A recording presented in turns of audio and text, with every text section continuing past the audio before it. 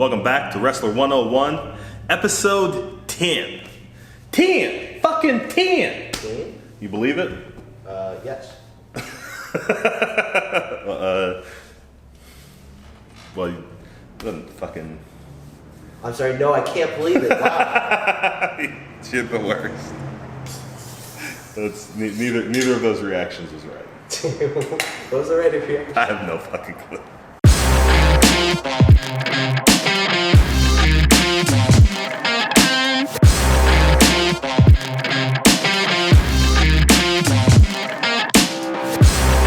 Fucking 10! Episode 10. I felt like it needed to be something special, and that's not the reason I skipped a week. The reason I skipped a week is because we weren't in here training at all pretty much last week. But this week we are back in the gym, we are back working out, and so I'm back here for Wrestler 101. And I got something special that I want to address, and it's something I talk about so much, and I feel like so many people talk about it, but nobody ever really puts like a fine point on it. And it's almost one of those things where if you ask somebody about it, I don't know if anybody ever really explains it very well, especially not in a forum like this. I spend a lot of time trying to explain it at training. And so in saying that, I don't know that I'm going to be able to really explain it here, but I'm going to try my best. And I'm going to try and put it in very, very basic terms so it's very clear, at least on a foundational level, what I'm talking about when I say that matches do or do not have or tell a story.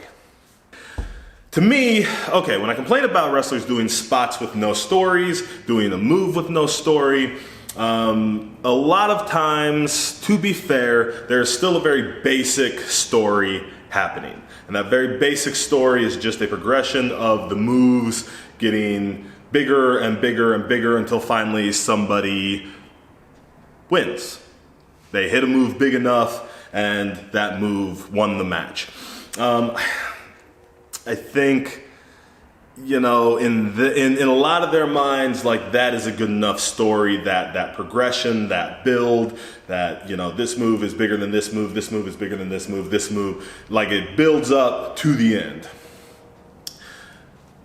Very, very basic story, very, very, you can kind of see where it is the story of two guys trying to outdo each other, but I don't think it creates any emotion.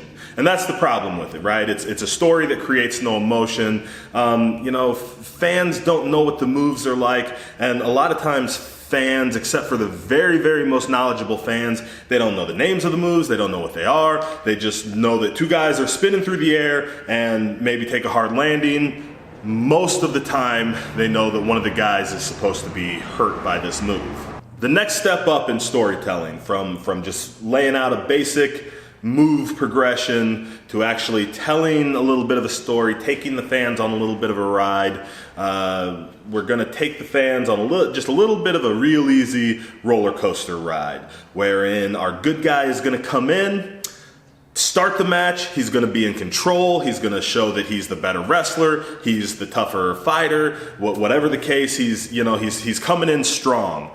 And then after he shows his dominance, the bad guy is able to stop him, cut him off, maybe use some dirty tactics, and the bad guy is going to be able to take control of the match. So the fans are going to start high, they're going to take a little dip, and while the bad guy is beating up the good guy, the fans are wanting their guy to come back. That's the idea. We start them high, we drop them low, and then as they're wanting to see the good guy come back, the bad guy just won't let it happen. He's got the advantage, he is dominating their hero. But then at the end, of course, the hero comes back, as he does.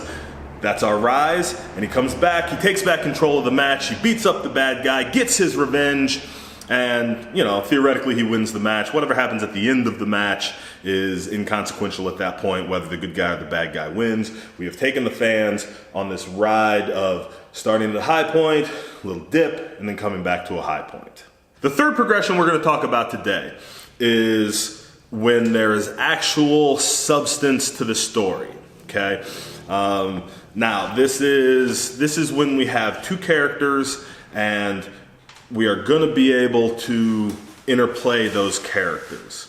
One of my favorite examples is Bret Hart versus Roddy Piper at WrestleMania 9. Okay, that match has, they told the story that these guys kind of knew each other when they were younger because they had both come from the Canada wrestling scene. So they were friends going back. Roddy Piper is more of a brawler. Bret Hart is the technician. So we're telling the story of those guys, those two styles kind of interplay. And, is Bret Hart able to out-wrestle Roddy Piper? But, when Roddy Piper starts throwing those fists, it changes the complexion of the match.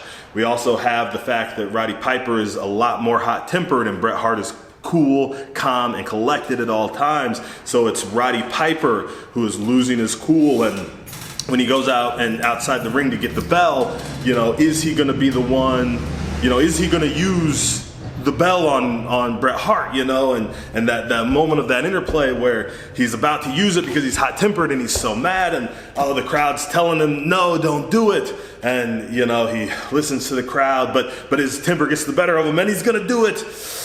But then he can't, and it kind of falls back on that, they were friends, they were close. He can't take advantage of Bret Hart this way, so he gets rid of the bell, and then because of that, Bret Hart is able to use his technique to beat him. And these are the stories when they're done really great, that interplay of character. Is one guy mean? Is one guy a great wrestler? Is one guy kind of a pretty boy? How is he going to react when he's in there with somebody who's, kind of, a mad dog type and foaming at the mouth? And, what is the interplay of those characteristics going to be?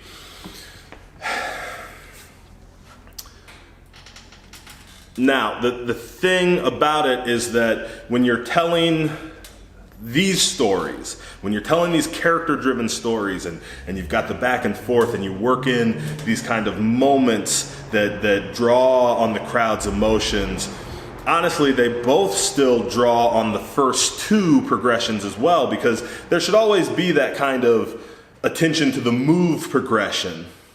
We want the moves to get bigger and the spots to get bigger. Just because we're telling a better story doesn't necessarily mean that the progression of spots goes out the window. We are always going to rely on kind of that loop or that dip structure. When the matches, when the matches are really good, we want to show the good guy, the crowd favorite. We want to show him get a little advantage, and then the bad guy sort of takes advantage of him one way or another. And then we'll let the good guy get a little advantage, and the crowd takes, the bad guy takes advantage of him. So that we've got this kind of roller coaster, and the amount of loops that we can make, the amount of dips that we can take the crowd on, the roller coaster ride gets longer depending on how good the story is and, of course, how long the match is. So that's when all those things are on point, that's when the magic of pro wrestling really happens. When you've got the right move progression, when you've got those dips built into the structure of the match, and really when you've got two characters who are reacting and playing off each other in a way that feels authentic. You feel like they're real person. You feel these two personalities butting up against each other. It's not just a couple of athletes that it's not just a couple of athletes that are competing for a win. It's two people who are invested in winning, who need to win this, whether it's for their pride or for their for their ego, or whether it's to move towards the title. Whatever the reason, the fans understand why these guys need to win, and that is woven into the fabric of this match. That's when the real magic happens. One.